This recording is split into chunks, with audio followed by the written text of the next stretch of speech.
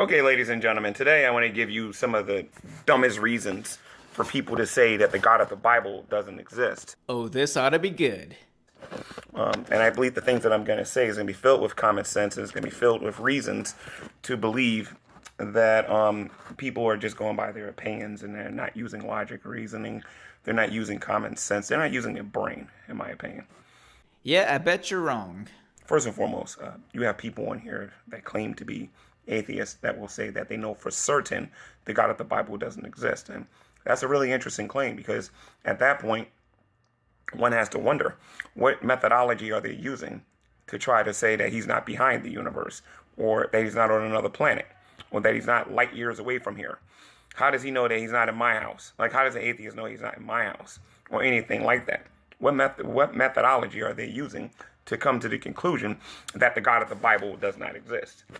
Well, I can't claim with 100% certainty that God doesn't exist. But I also can't claim with 100% certainty that Santa Claus doesn't exist either. I don't possess all knowledge, so technically the God of the Bible and Santa Claus could exist. But there's just no evidence to support that hypothesis.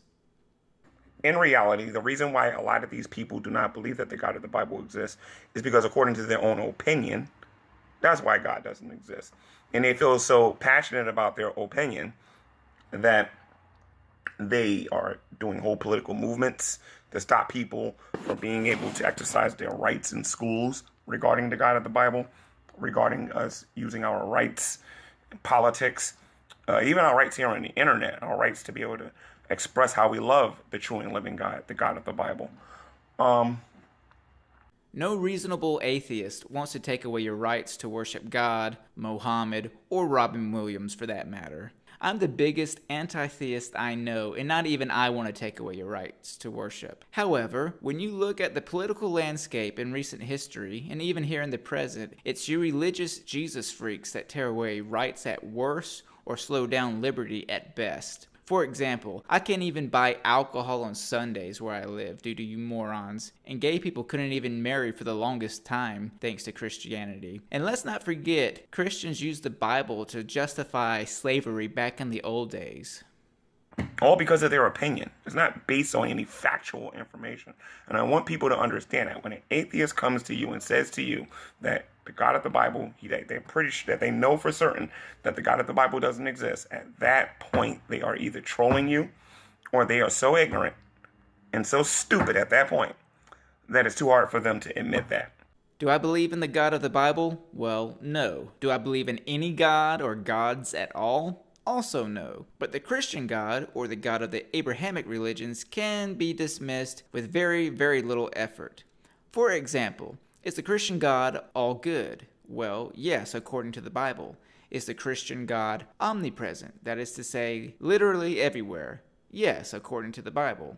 Is there evil in the world? And by evil, I mean rape, famine, genocide, child abuse, etc. And again, the answer is yes. Therefore, the Christian God is philosophically and logically incompatible with reality, which is to say, an all-powerful, all-seeing, all-loving God cannot theoretically exist at the same time that evil exists. To quote Lex Luthor, if God is all-powerful, he cannot be all good.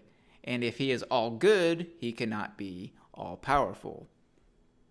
At the end of the day, no one can say that the God of the Bible doesn't exist unless they have a system or a methodology in order to be able to come to that conclusion. Or they must admit that it's based on their opinion and not based on any factual information. Remember, many atheists like to use science to come to their conclusions, and they've already admitted time after time that science doesn't know. Science doesn't say anything is 100% fact. So they can't use that. Science hasn't disproven God, but then again, religion hasn't proven God in the first place. So there's no need for scientists or atheists like myself to try to disprove something that hasn't even been proven. How about philosophy? How about logic and reasoning? In order for them to come to that conclusion, again, as we showed in this video, they would have to use a lot of shoddy logic, and a lot of them would have to use very poor reasoning to come to the conclusion that the God of the Bible doesn't exist. Atheists have to use very poor logic and reasoning? Okay, let's examine Christian logic. Suppose a supernatural, all-powerful deity created the entire universe. Once he created it, he made the earth and then he put humans there. But the first 2 humans disobeyed him. So then he cursed the woman to have pain during child labor. He then sent himself to die to create a loophole for a law that he created in the first place. And now he's going to let everyone burn for all eternity unless they repent. How's that for poor reasoning? If you enjoyed this video, please like it and share. Thanks.